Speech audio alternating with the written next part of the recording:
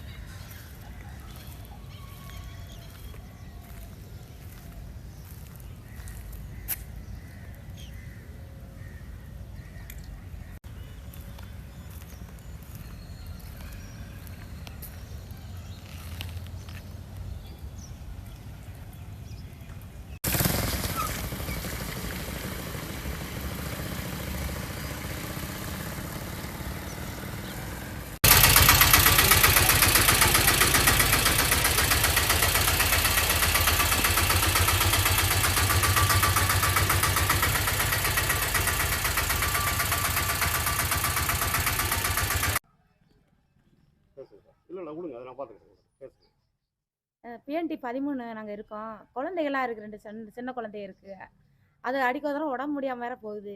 இந்த இடத்த மண்ணை வெத்தி எதுவும் சரி பண்ணவே மாட்டாங்க. கொஞ்சம் சரி பண்ண சொல்லுங்கள். பிள்ளைகளுக்கெல்லாம் உடம்பு சரியில்லாம் போகுது. பாம்பெல்லாம் வந்துடுது, பாம்பு எல்லாமே உள்ளே வந்துடுது, பூச்சிப்பட்டா எல்லாமே வந்துடுது. தயவு செஞ்சு நடவடிக்கை எடுத்து ஏதாவது மண்ணுன்னு போட்டு ஏதாவது பண்ண சொல்லுங்கள். என் பேர் சாந்தி.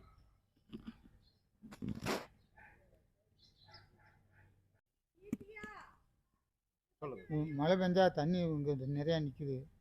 பூச்சி வட்டையில் அதிகமாக இருக்குது. நாங்கள் வெளியில் கடை கண்ணிக்கு போக முடியல, வர முடியல. பிள்ளைங்க ஸ்கூலுக்கு அனுப்ப முடியல. பிள்ளைங்களுக்கு முடியாமல் போகுது. நானே ஒரு ஹார்ட் பேஷண்ட் தான். எனக்கெல்லாம் அடிக்கடி பீச்சிங்க அம்மா வரும். இந்த ஹார்ட் பேஷண்ட்லேயே நான் ரொம்ப பாதிக்கப்பட்டு தான் இருக்கேன். நான் வேறு எதுவும் இல்லை. அவ்வளோ இந்த இடத்த சரி பண்ணி. என் பேர் வேல்சாமி.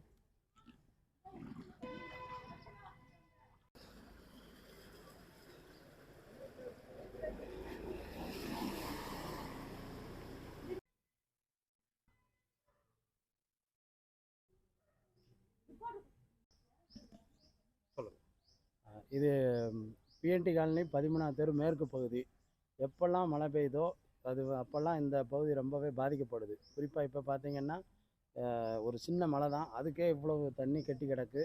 இதனால் தண்ணியெல்லாம் எங்களுடைய குடி தண்ணீர் குழாய்க்குள்ளே எல்லாம் போய் ரொம்ப பாதிக்கப்படுகிறோம். ஒரு நிரந்தர தீர்வு அரசாங்கம் இது செய்து கொடுக்கணும். வேறு என்ன? கேப்ரியல்.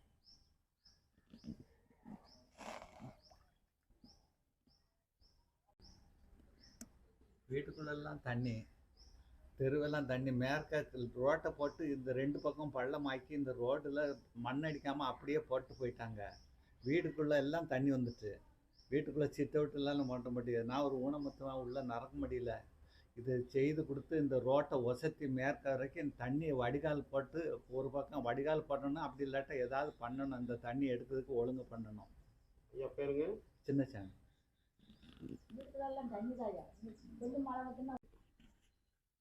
இது பிஎன்டி காலனி 13வது தெரு. நாங்கள் இங்கே வருஷக்கணக்காக இங்கே தான் வாழ்ந்து வரோம். எல்லா வருஷமே நாங்கள் தண்ணியில் இந்த மாதிரி தான் இந்த வெள்ளத்தில் நாங்கள் சஃபர் பண்ணுறோம். ஒரு வாட்டியும் எங்களுக்கு தண்ணி இந்த மாதிரி கொடுமை தான் நடக்குது. சாக்கடை, மனுஷ கழிவு, மிருகங்கள் கழிவு எல்லாமே கலந்து இந்த தண்ணியில் கிடக்குது. சின்ன குழந்தை இதே போன மழையில பார்த்தீங்கன்னா, இப்ப எங்க வீட்லயே எடுத்துக்கிட்டீங்கன்னா, என் நாத்தனார் வந்து நிற மாச கர்ப்பிணியா இருந்தா. அவ்வளோ கஷ்டப்பட்டோம். இப்ப நான் கை குழந்தை வச்சிருக்கேன். வயசானவங்க இருக்காங்க, ஹார்ட் பேஷண்ட்ஸ் இருக்காங்க. இதனால கொசுக்கள் வருது. ஏகப்பட்ட பிரச்சனைகள நாங்க சஃபர் பண்றோம். வீட்டுக்குள்ள தண்ணி வந்து சம்புக்குள்ள இறங்கிருது. அந்த தண்ணீல தான் நாங்க குழந்தைகளை குளிப்பாட்டவும் செய்றோம். இப்ப எங்க தெருவுல எடுத்துக்கிட்டீங்கன்னா, இந்த தெருவுல ரோடு போட்டாங்க. ஃபர்ஸ்ட்ல இந்த தெரு ஃபுல்லா இப்படிதான் இருக்கும். நீங்க எங்கேருந்து பார்த்தீங்கன்னா தெரியும். ஒரு ஹாஃப் மட்டும் வந்து தளத்த ஏத்தியிருக்காங்க. இந்த ஹாஃப் வந்து அப்படியே விட்டுட்டாங்க. நாங்க சொன்னப்பயும் அதுக்கான எந்த ஒரு ஸ்டெப்புமே அவங்க எடுக்கிற மாதிரி எங்களுக்கு தெரியல. சொன்னப்ப கான் வரும், அது வரும், இது வரும்னு சொல்றாங்களே தவிர, எங்களோட குறைகள வந்து அவங்க செவி கொடுத்து கேட்க மாட்டேங்கிறாங்க. இது வந்து கொஞ்சம் நஞ்சம் இல்ல. இதனால நாங்க படுற கஷ்டம். நீங்களே பாருங்க, இப்போ ஒரு இப்ப என் பையன் போறான், இந்த தண்ணிக்குள்ள தான் நடந்து போறான். அவனோட ஷூல இருந்து எல்லாம் நனைஞ்சு, அப்படிதான் ரொம்ப கஷ்டப்படுறோம். இப்ப அதனால எங்களுக்கு வந்து இத வந்து இனிமே எங்களுக்கு வந்து தண்ணி வந்து கட்டவே கூடாது. தேங்காத மாதிரி எங்களுக்கு வந்து ஏதாவது ஒண்ணு பண்ணி குடுக்கணும் கவர்மெண்ட். இது வருஷக்கணக்கா நாங்க சொல்றோம். ஆனா எதுவுமே எங்களுக்கு நடக்கல. அட்லீஸ்ட் இந்த வாட்டியாவது இதுக்கு ஏதாவது ஒரு சொல்யூஷன் கிடைக்குன்ற நம்பிக்கையில நாங்க இத பொதுமக்களா இந்த கோரிக்கைய உங்ககிட்ட வைக்கிறோம். Thank you. என்னோட பேர் Kiruthika. If you like this video, then like, share and subscribe to Mirror Now.